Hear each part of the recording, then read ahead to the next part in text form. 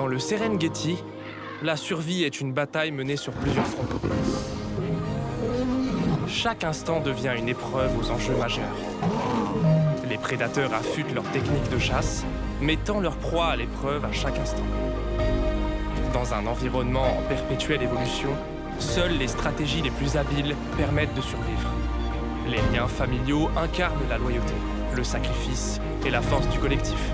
Au travers de grandes migrations, les êtres vivants repoussent leurs limites, guidés par l'instinct de trouver eau, nourriture et refuge.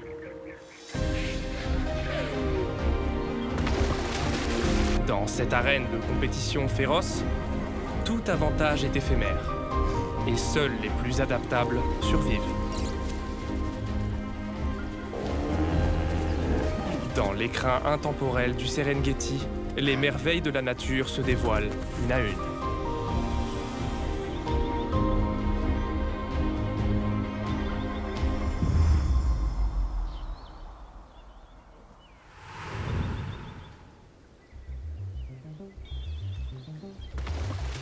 Les animaux du Serengeti se disputent toutes les ressources. Les droits à la nourriture et à l'accouplement sont au premier plan.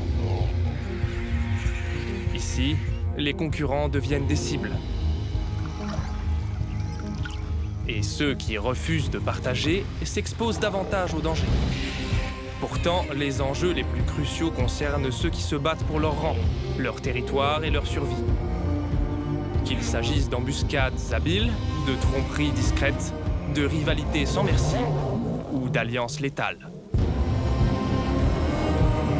Il n'existe nul endroit où la compétition est plus féroce que sur ces plaines. À l'est de l'Afrique se trouve la Tanzanie, berceau d'une des dernières grandes régions sauvages. Ici, le vaste Serengeti s'impose comme un théâtre vivant, un écosystème prospère où la vie s'exprime librement.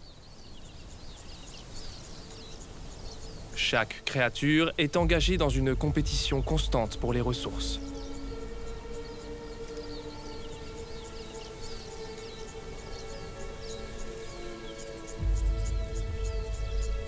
Pour les prédateurs, cette bataille commence par la chasse.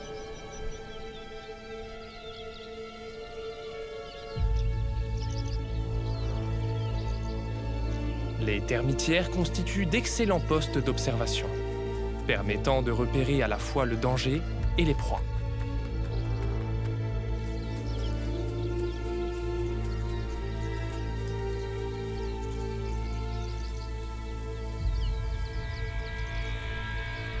Avec un grand nombre de petits à nourrir, cette mère guépard doit chasser souvent. Une fois qu'elle s'engage dans une poursuite, celle-ci devient un concours de vitesse.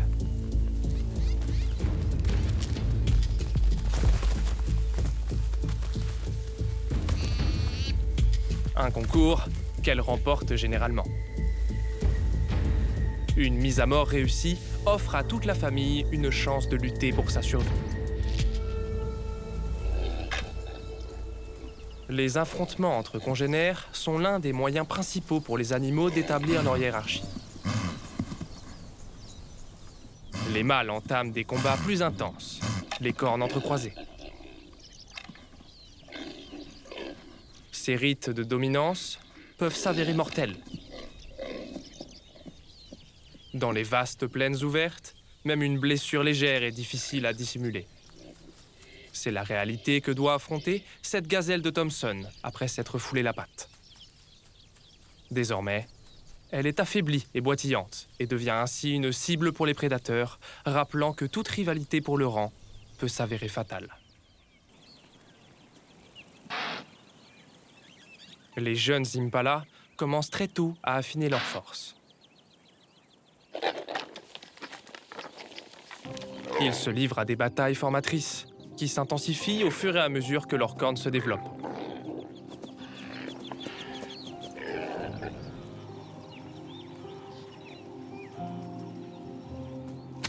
Plus âgés, les mâles dominants deviennent nerveux à mesure que la compétition pour les femelles s'intensifie.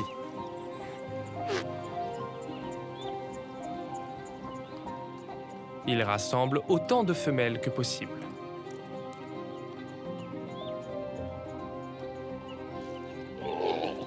Une stratégie qui donne au mâle un contrôle temporaire.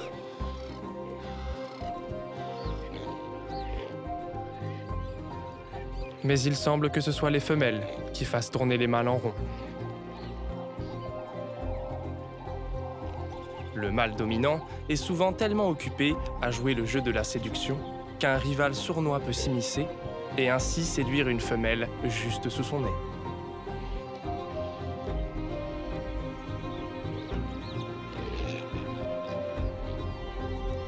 Pour ce mâle, la mission est un succès.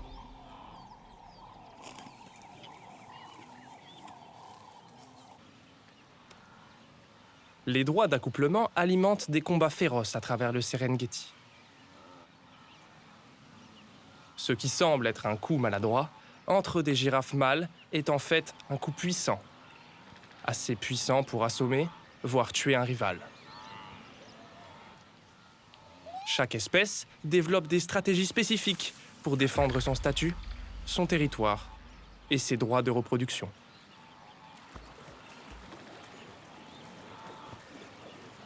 Ces luttes pour la suprématie peuvent être tout aussi brutales le long des cours d'eau du Serengeti.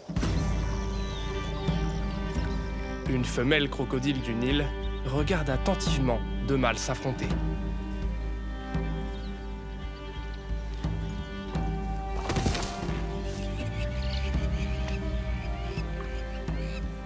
Chacun est déterminé à chasser toute concurrence et à s'assurer les droits exclusifs de reproduction.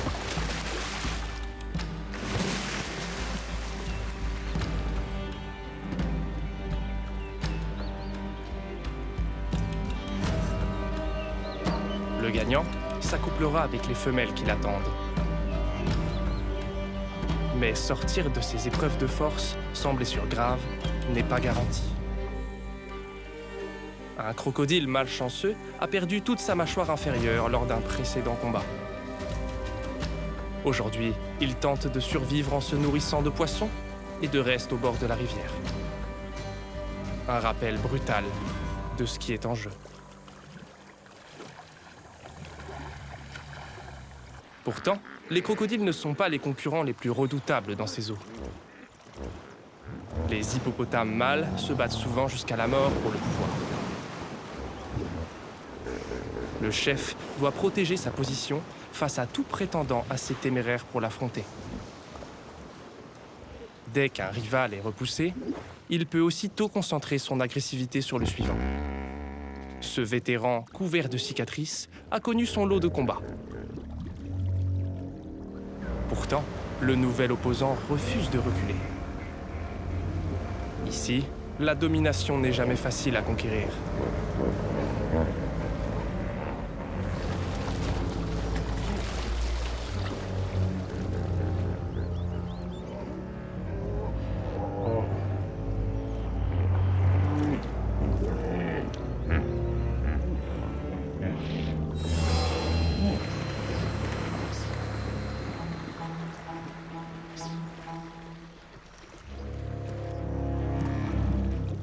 Les deux mâles hippopotames s'intimident en exhibant leur gueule béante et en lançant des jets d'eau puissants.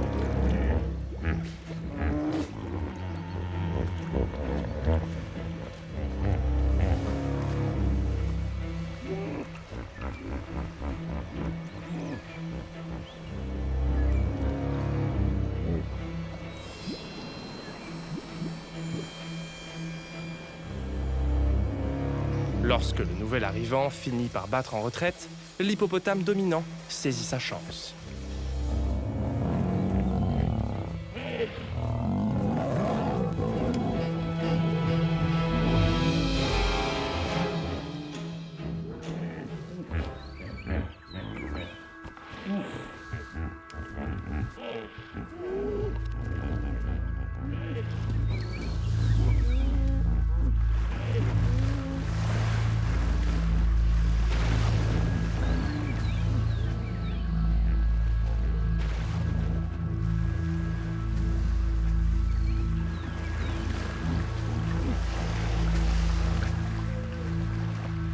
Le combat est bref, mais décisif.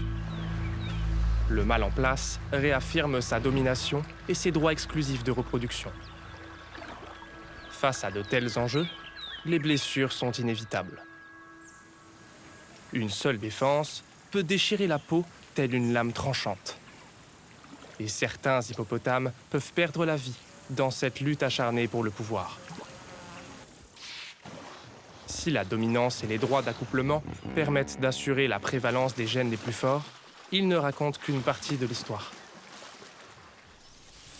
La compétition dans le Serengeti dépend aussi du contrôle du territoire, ainsi que du maintien d'une source de nourriture fiable. Dans les plaines, 5 jeunes guépards s'aventurent sur le territoire d'un mâle solitaire.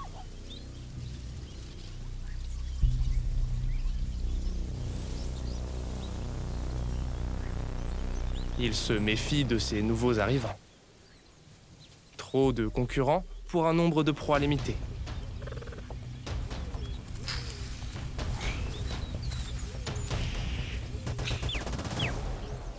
Mais les 5 nouveaux venus ont besoin d'un terrain de chasse à eux. Et ils sont en supériorité numérique. Les jeunes manquent d'expérience, mais restent déterminés.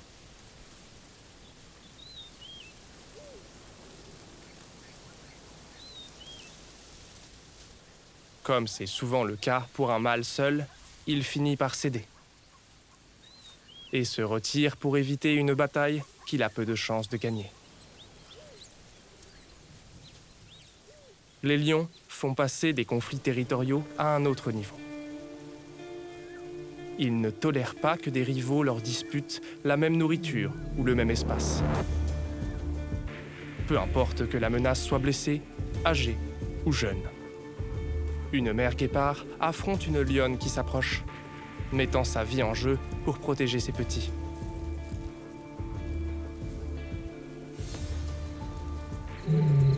Les lions n'ont aucune pitié pour la progéniture des guépards. Et même un lion blessé peut être mortel.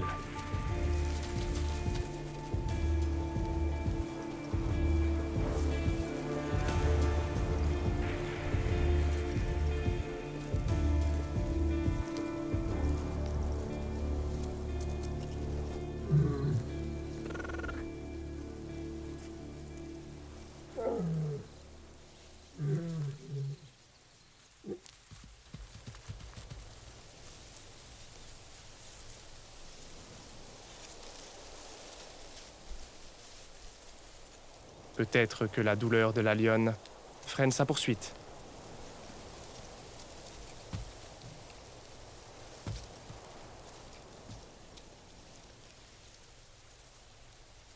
Sa frustration résonne à travers les plaines. Un lion mâle adulte peut aisément tuer un guépard adulte. Mais seulement s'il le prend au dépourvu. Ces petits guépards adolescents n'ont pas encore quitté leur mère, mais ils sont déjà assez rapides pour dépasser le plus puissant des lions. Cependant, la simple vue d'un grand félin les met toujours sur les nerfs. 2 lions adultes sont en patrouille.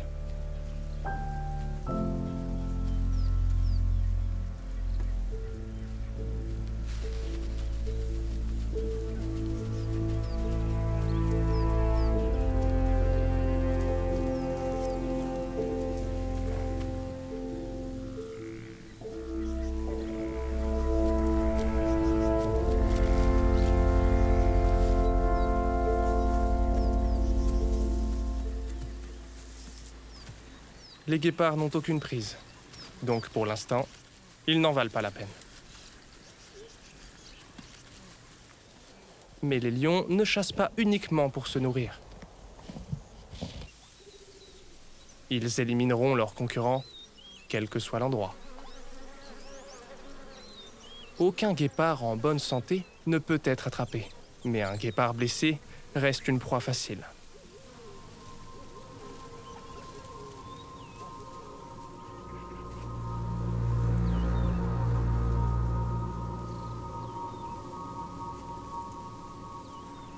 L'odeur de la mort rend tout animal méfiant.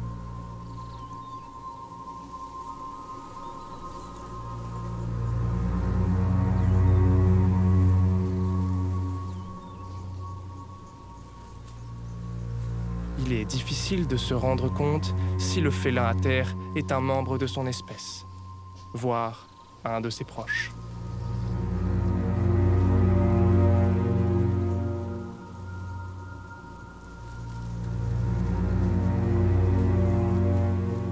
Mais elle est clairement sur ses gardes. Les prédateurs peuvent encore rôder dans les environs, représentant une menace pour sa progéniture.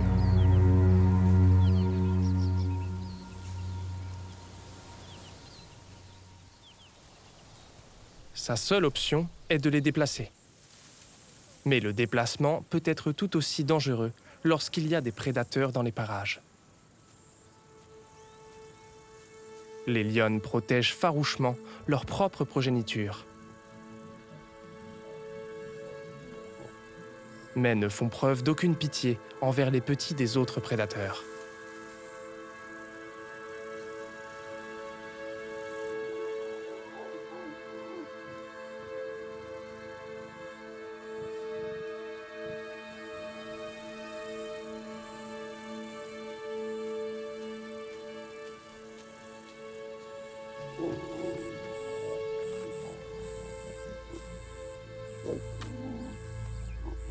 La mère guépard ne peut en déplacer qu'un à la fois, laissant ceux restés derrière dangereusement exposés.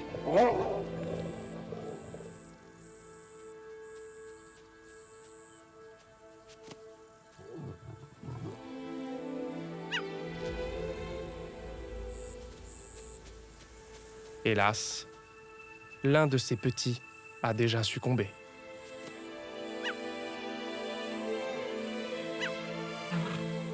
Seule la moitié des petits guépards survivent à leurs 3 premiers mois, et les lions restent leur plus grande menace.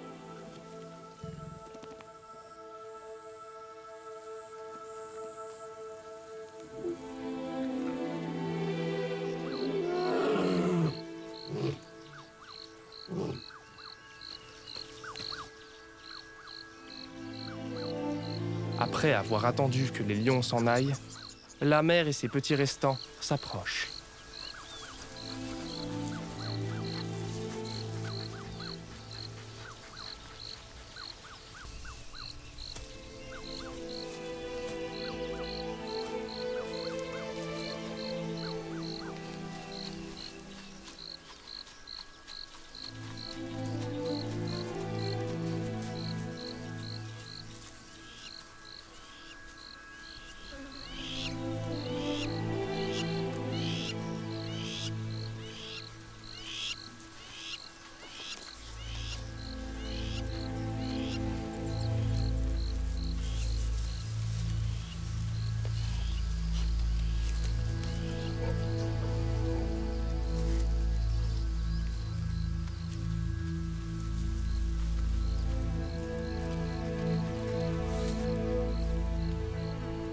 Elle a à peine le temps de faire son deuil. Elle doit mener ses petits survivants le plus loin possible, sachant que les prédateurs pourraient bientôt revenir.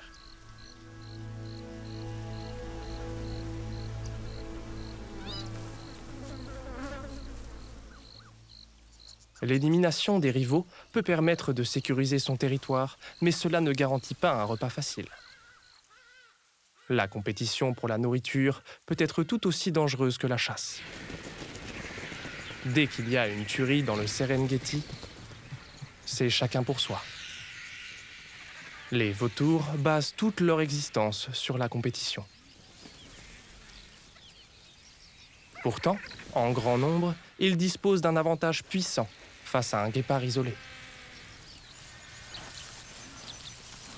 Un seul chasseur ne peut pas les tenir à distance bien longtemps. Et les vautours le savent.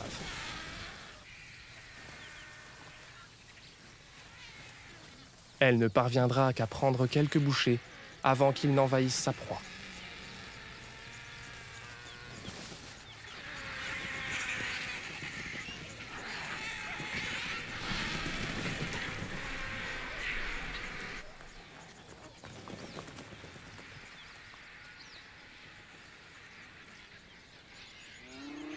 Mais voilà qu'un autre charognard arrive, une hyène tachetée. Et peu d'espèces peuvent vraiment lui tenir tête dans la bataille pour les restes.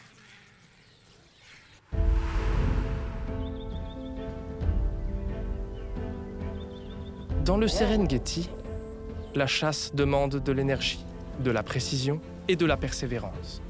C'est pourquoi certains prédateurs laissent les autres faire le sale boulot.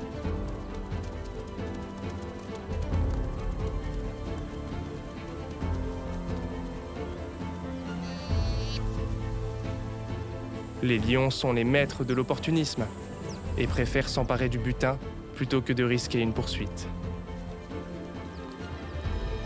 Bien plus lourde et plus forte, une seule lionne peut facilement dominer 3 guépards élancés lors d'une lutte pour une proie.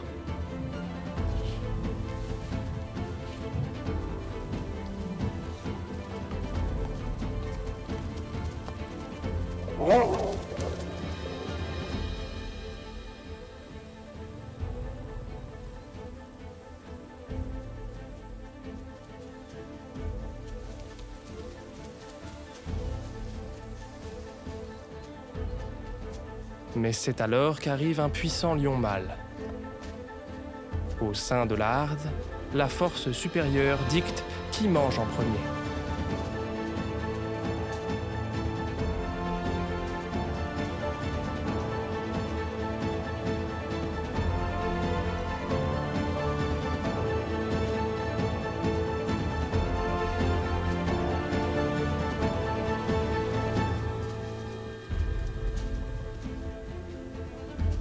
Alors, la lionne prend la fuite, serrant fermement son butin dérobé.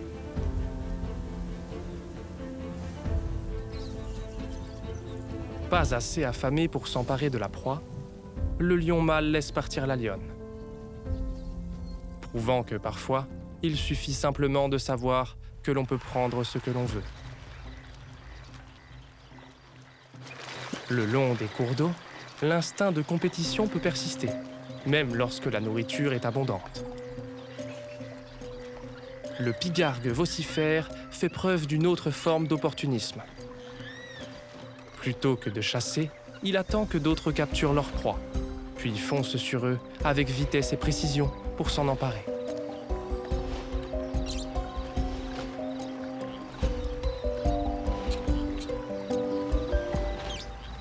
Les grandes cigognes marabouts offrent rarement une réelle résistance, rendant le vol étonnamment facile.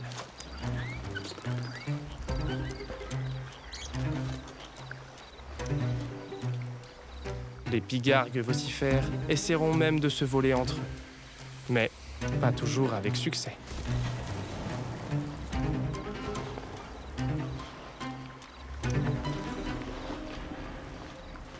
Tandis que les pigargues vocifères exploitent les airs, un autre prédateur domine le sol grâce à des clans étroitement organisés. Les hyènes tachetées peuvent vivre dans des groupes pouvant compter jusqu'à une centaine de membres et sont les carnivores les plus abondants du Serengeti. Ils chassent en équipe et s'appuient sur une hiérarchie stricte, prouvant que la compétition peut s'intensifier considérablement lorsque l'union fait la force. Armés d'un système digestif incroyablement puissant, ils peuvent presque tout consommer, y compris les os. Pourtant, même dans leur formidable rang, il y a une hiérarchie qui décide qui mange en premier et qui doit attendre. Une seule hyène peut dévorer environ un tiers de son propre poids en un seul repas. Bien plus que la plupart des mammifères. Et dans ces clans animés, la volonté de s'assurer un repas les pousse parfois à des mesures extrêmes. Tout comme les chiens, les hyènes enterrent parfois leur repas pour plus tard.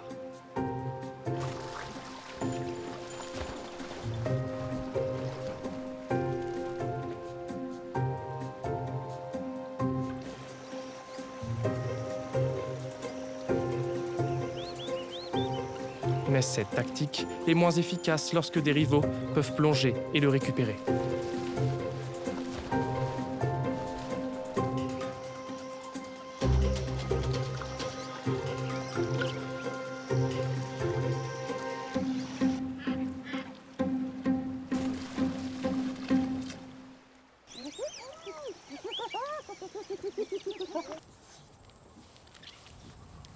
Les femelles hyènes investissent beaucoup dans leur progéniture. Elles donnent souvent naissance à 2 petits par portée, et pouvant parfois aller jusqu'à 4.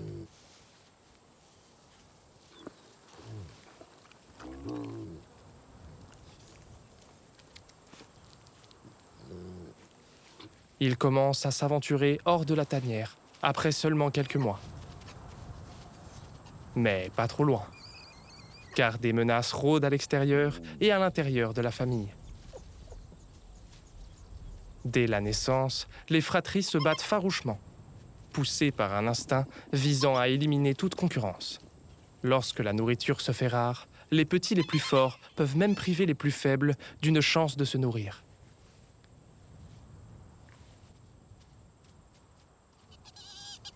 Bien que la dominance chez les hyènes se règle souvent de manière agressive, il ne fait aucun doute que ce sont les femelles qui règnent en maître dans ces sociétés étroitement structurées.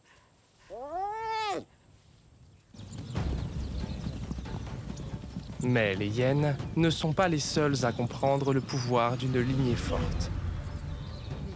Les lions sont eux aussi stratégiques et sans pitié. Ils prennent pour cible la prochaine génération de leurs plus grands rivaux pour assurer leur futur règne. Pas pour se nourrir, mais pour asseoir leur pouvoir. Les jeunes hyènes ne sont pas assez fortes pour se défendre, et il reste trop peu de gardiennes pour protéger la tanière. Contraints à la fuite, les adultes essayent de cacher les petits vulnérables sous terre.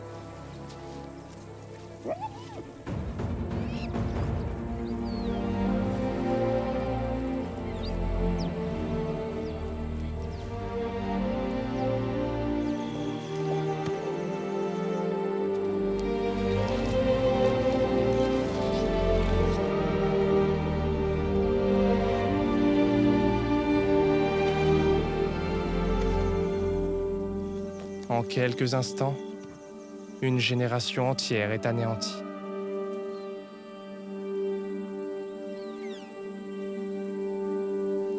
Cette tactique impitoyable n'est pas réservée à une seule espèce. Dans les yeux du lion, toute potentielle compétition doit être éliminée. De l'autre côté des plaines, une autre espèce est régie par la hiérarchie et le pouvoir. Une espèce qui reste toujours sur ses gardes et se méfie des menaces venant du ciel comme du sol. Les babouins maintiennent une structure sociale complexe, dirigée par des mâles dominants qui défendent la troupe, tandis que les femelles puissantes en façonnent le quotidien. C'est lorsqu'ils cherchent leur nourriture au sol qu'ils sont les plus vulnérables. Ils comptent sur leur mâle alpha, armé de redoutables canines, pour repousser toute menace. Et en grand nombre, ils peuvent se liguer et blesser la plupart des prédateurs. Mais lorsqu'un lion est désespérément à la recherche d'un repas, même une troupe de babouins devient une proie intéressante. Une approche furtive peut permettre à une lionne de prendre un babouin solitaire au dépourvu.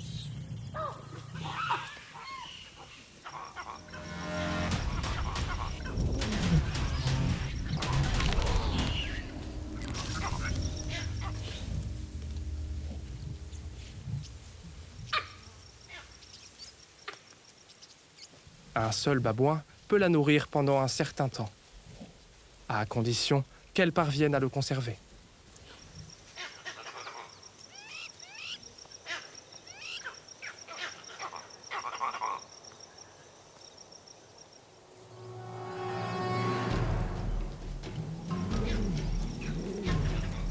Sa harde est également affamée. Et très vite, la lionne est prise d'assaut.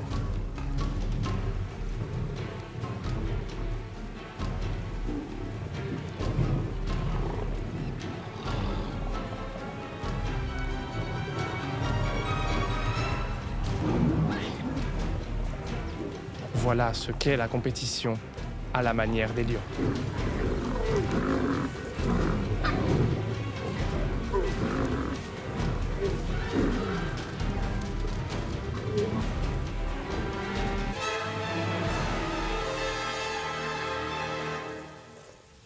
Au bout du compte, c'est souvent le mâle dominant de la harde qui obtient la plus grosse part.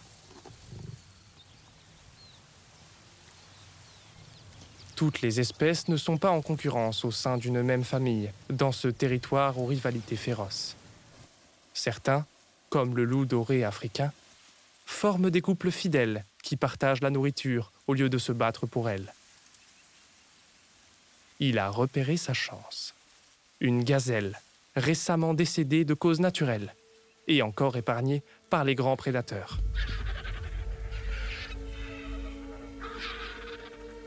Ce mâle sait que la compétition ne va pas tarder.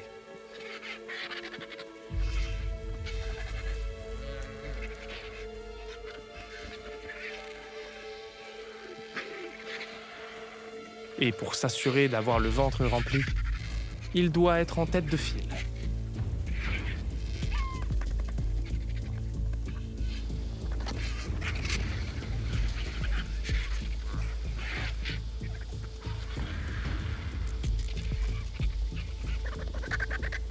Et il est prêt à se battre pour obtenir sa part.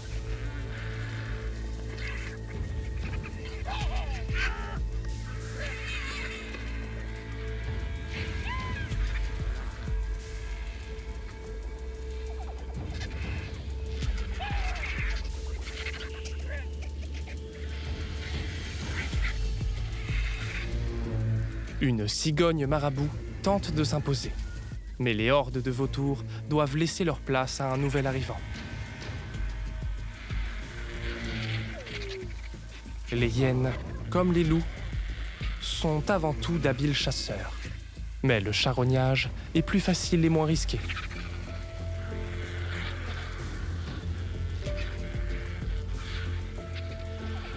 Le loup partagera avec sa compagne le moindre reste qu'il parviendra à obtenir, transformant la compétition en une coopération pour la survie.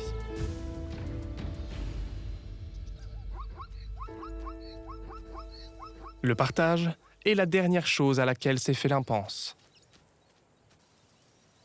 Une lionne solitaire monte la garde près de sa dernière proie, bien décidée à ne rien céder. Mais voilà que deux malintrus surgissent, tous deux voulant lui dérober son précieux butin.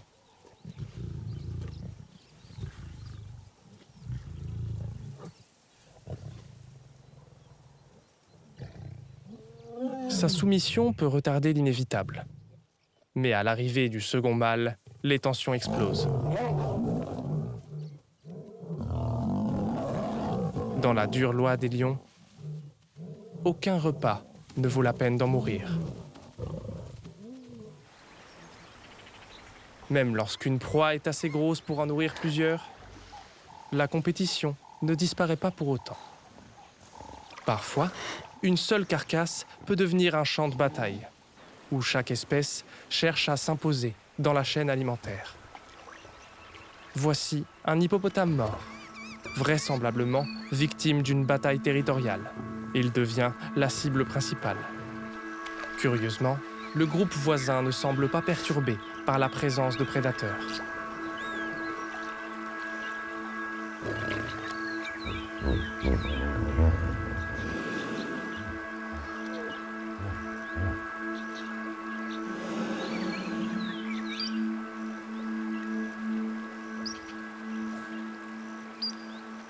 Et un hippopotame semble presque intrigué par la perte d'un des siens.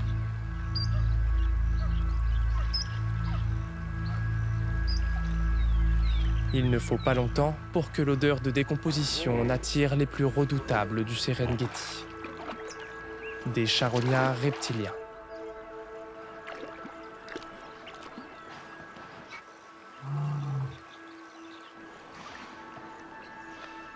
Les lions dominent peut-être les plaines,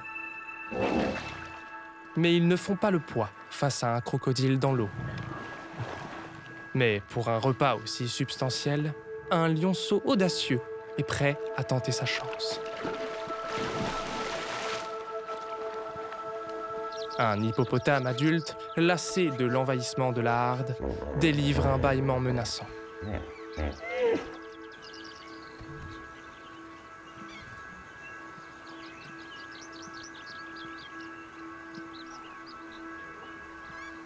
et simulent une charge.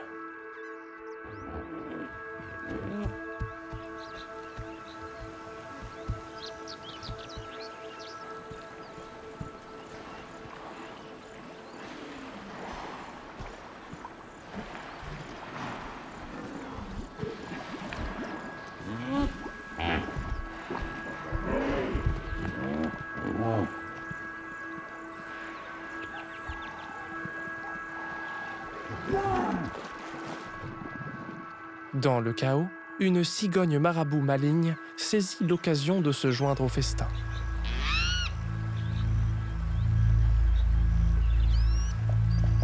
La compétition autour d'une carcasse obéit à sa propre hiérarchie.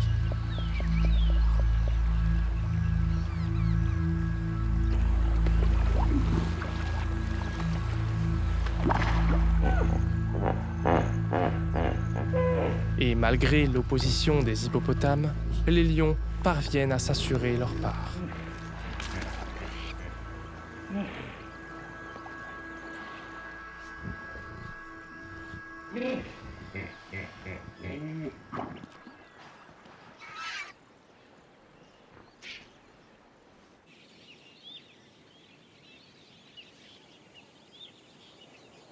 Dans les vastes plaines du Serengeti, le temps joue toujours contre une mère guépard et ses petits.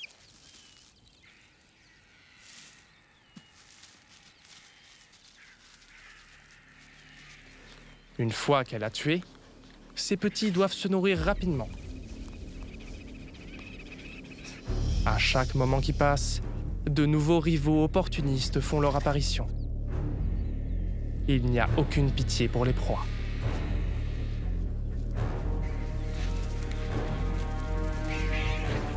La taille de la foule décide généralement de la rapidité avec laquelle les propriétaires légitimes sont chassés. La famille du guépard sait qu'elle mène une bataille perdue d'avance. Alors, il se relaie pour repousser les vautours, donnant le temps au reste de la famille de manger le plus possible.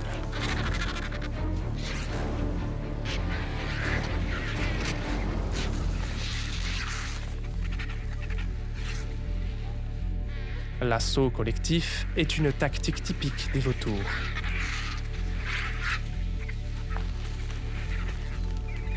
La supériorité numérique dans le but de submerger.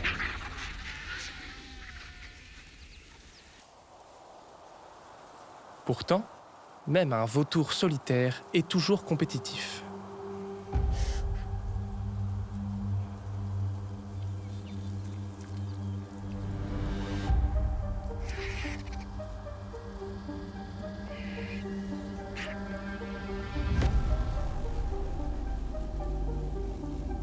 Face à une telle agression, le loup passe à l'offensive.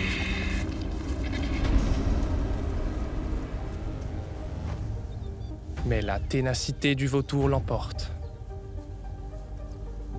En fin de compte, c'est le sort de nombreuses proies ici. Celui qui arrive avec le plus de force ou avec la plus grande détermination remporte le butin. Dans le Serengeti, les vautours se distinguent comme de véritables compétiteurs. Ici, dans les falaises et les vallées, ils ont établi leur base. C'est idéal. Il y a de l'eau en abondance et une vue imprenable sur leur prochain repas.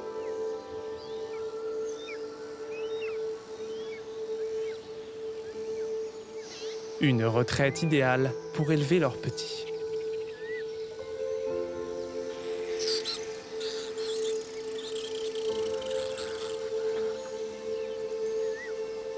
Les vautours ne bénéficient pas toujours d'une bonne réputation, mais ils jouent pourtant un rôle crucial dans cet immense écosystème.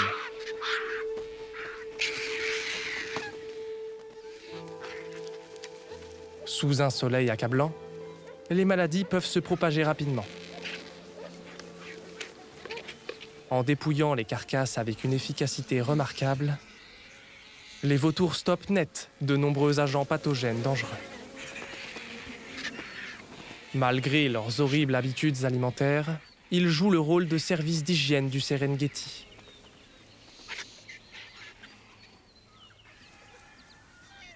Tandis que les vautours scrutent les plaines depuis les airs, les tensions montent près de la rivière, où un bébé hippopotame est récemment tombé aux mains des lions.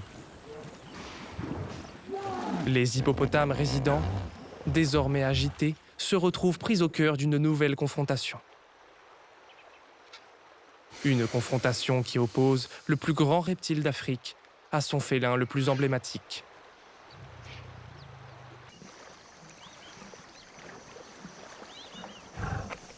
Les lions s'approprient la carcasse de l'hippopotame.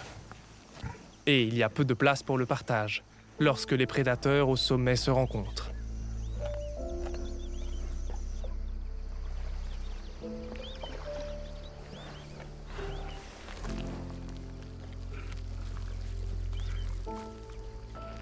Les crocodiles du Nil sont réputés pour leur patience extraordinaire.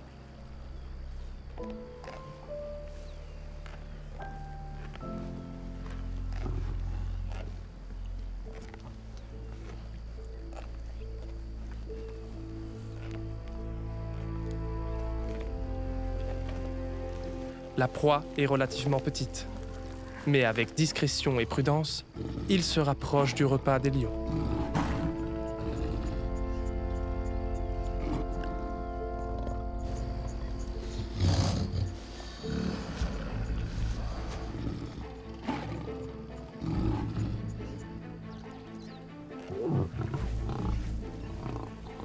Un crocodile prend une bouchée en cachette.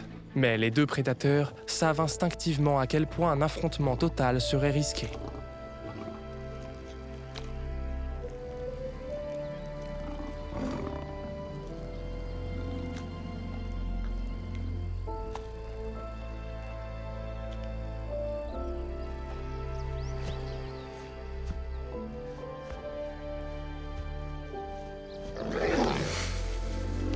Malgré l'agressivité du lion, les crocodiles cuirassés ne se laissent pas facilement intimider.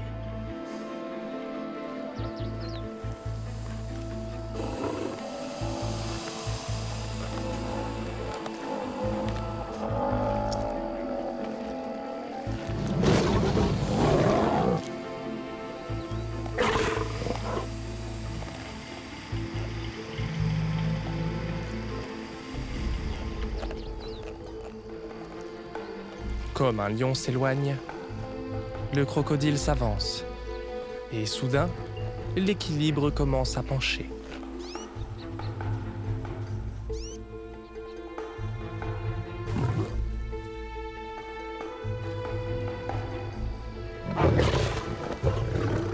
Malgré les maigres restes, l'audace des crocodiles pourrait bien porter ses fruits. Ils ont survécu aux dinosaures et après 84 millions d'années, ils ne sont pas impressionnés par les félins les plus redoutables d'Afrique.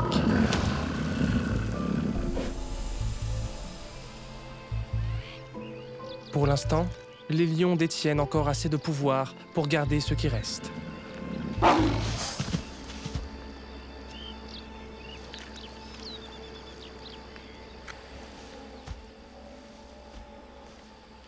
Mais ces reptiles implacables auront leur heure de gloire.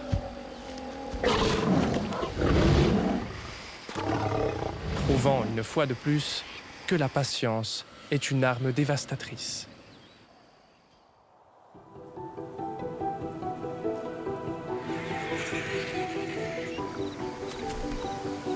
Dans le Serengeti, la lutte pour la nourriture, les partenaires et les territoires ne s'arrêtent jamais vraiment. Chaque créature est un concurrent qui veut faire son nid.